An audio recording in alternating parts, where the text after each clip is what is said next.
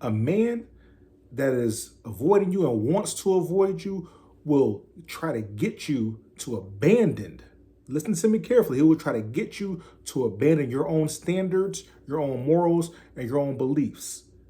So stay with me for a few minutes so I can help you recognize these traps before they get you tripped up. Let's get into it.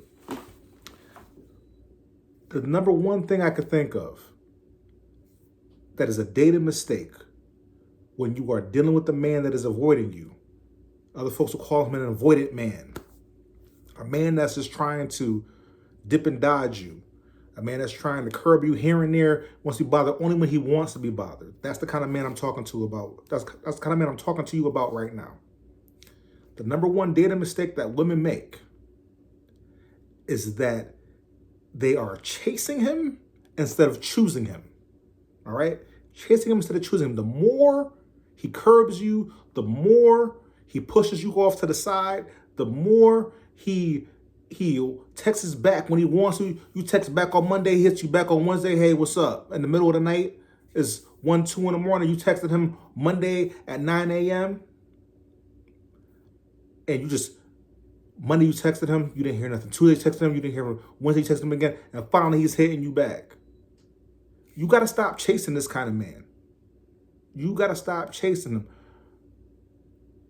And actually think about, am I chasing or am I choosing him? All right? To choose somebody is to first have somebody who wants to be chosen. And you know what? We even get that all mixed up because truthfully, the man should be choosing you. Can I just be straight up with you? The man should be choosing you. He should be choosing you anyway. And so then if he's choosing you, that means he's truly chasing you. And so you should never be chasing him. But he just keeps luring you in, texting back when he wants to, calling you back when he wants to. I'm busy, I'll hit you back. A man that wants you. That's it. A man that wants you. If you want to throw some biblical context into it, the Bible tells us that a man who finds a good wife finds a good thing, right? And I'm paraphrasing that. But he has to find the good wife. He has to find you. He has to date you to find out whether you're your wife material, and he has to consciously choose you. So you can't choose him if he doesn't choose you, and you should not be chasing. All right? Oh, he has potential. That's the other thing I want to talk about. Oh, he has potential. And so, and I just know he's had a tough life. You're not wrong.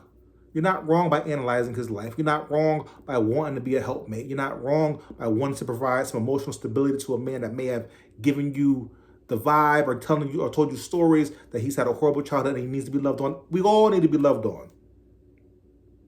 But does he want to be loved?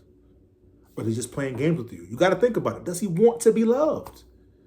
Does he want you to choose him after he's chosen you? Or did you started flirting with him first and you gave him your number first and you always hit him up first? That's a problem because a man wants you. When a man wants something, he truly goes after it. Even a man that is more on the quiet side like myself will go after you if he really wants you, because we have a tendency, is in our DNA, to go after things that we want. Even if we are a little bit shy, if we are a little bit introverted, things like that, we will let you know that we want you. And we ain't going to be trying to curb you and ghost you for days on end. A man that curbs you and ghosts you for days on end, he has another agenda. All right. Number 2, I talked about that. Potential. Some of y'all are trying to date potential and confusing potential with character. Potential is not character. Character, listen to some other videos where I tell you that character is the number one thing that you should be looking for when you're trying to find the right person to date, when you're trying to find your husband, right? The dating should only have served one purpose, and that is to get married. All right? If you listen to my channel, listen to my videos, you know that's what I'm all about. Dating you should date with the intent to find someone to marry. We're not dating to just have fun and to do things like that, because dating to have fun leads to diseases. I should put that on a t-shirt, but that'll probably be kind of rude and crude. Dating for fun equals diseases. Nobody ain't gonna want to buy that shirt. But it's just the truth, though. It is the truth. So character is the number one thing. And character, the way he treats you, the way he carries himself, the way he treats his own responsibilities, the way he loves on you, the way he wants to be in your life. He wants to learn more about you. He a man with good character will be the man that will be with you in the tough times. He'll be with you in the good times. A man with good character will go with you to church and want to go. All right, not to just appease you, but because, like, you know what, I want to learn. Even if he isn't as in the church as you are, he's like, you know what, I want to learn why you are so close to Christ. I want to, because I see what the benefit it's had with you. Let me go to see if I experience Christ for myself.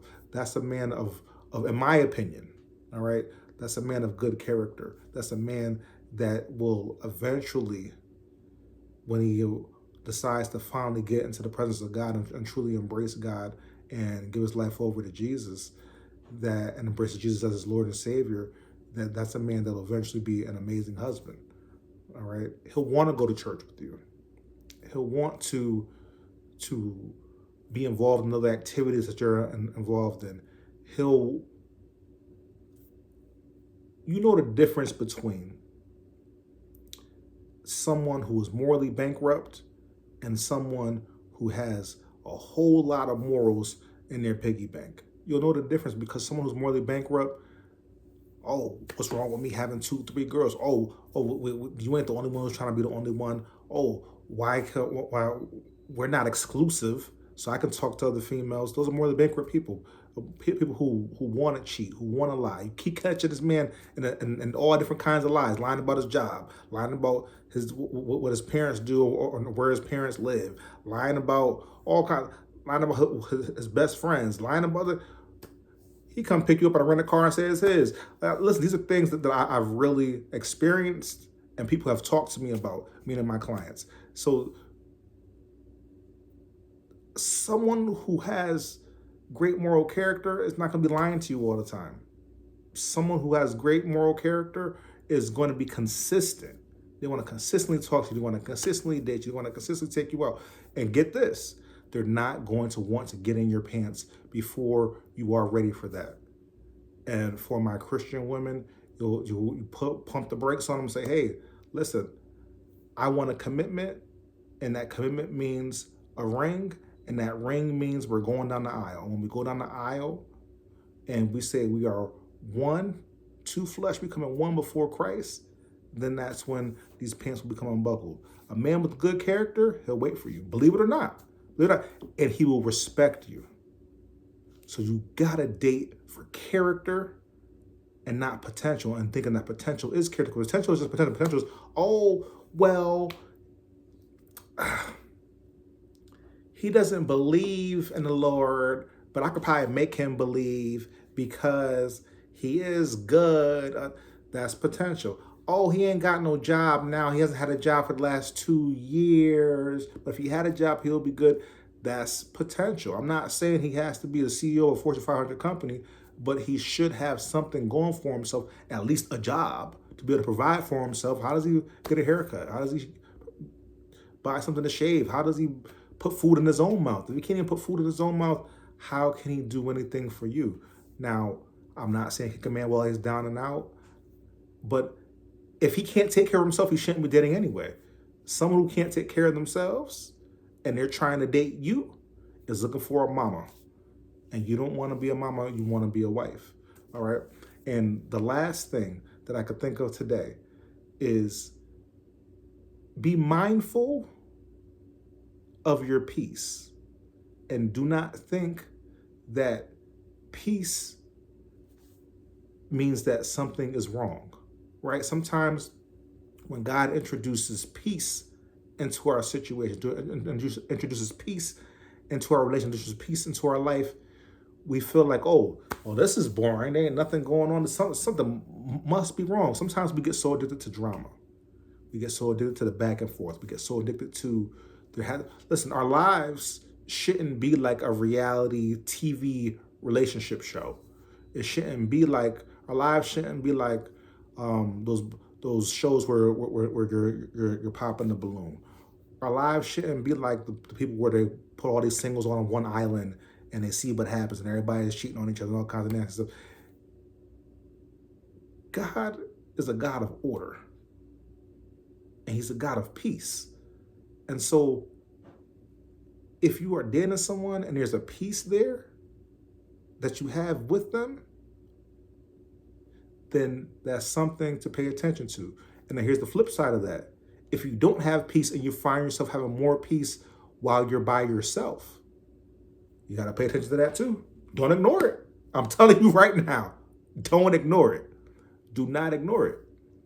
Because sometimes when God introduces peace, we get scared.